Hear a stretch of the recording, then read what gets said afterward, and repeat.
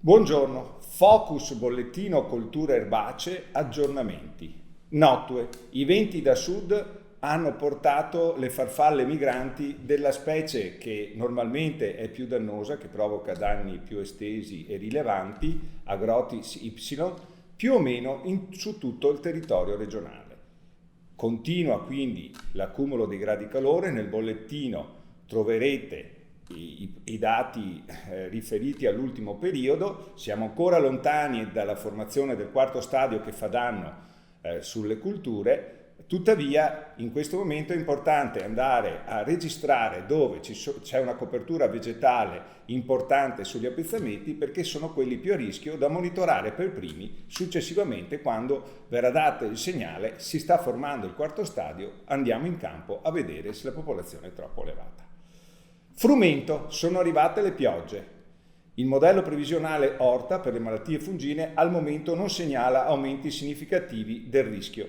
Tuttavia, osservate gli aggiornamenti periodici del bollettino che danno anche una mappa di rischio su tutto il territorio regionale, quindi potete capire se intervenire o meno.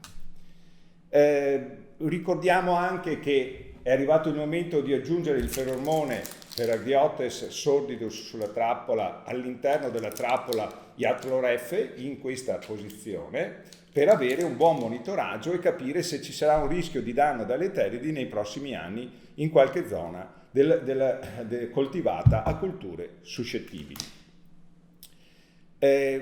Cogliamo l'occasione per ricordarvi che collegati al bollettino Colture Erbacee ci sono da quest'anno altri due bollettini nuovi e importanti. Il bollettino apistico, che dà informazioni per quanto riguarda la tecnica apistica specificamente, ma dà anche informazioni su come gestire un buon rapporto tra apicoltura e agricoltura.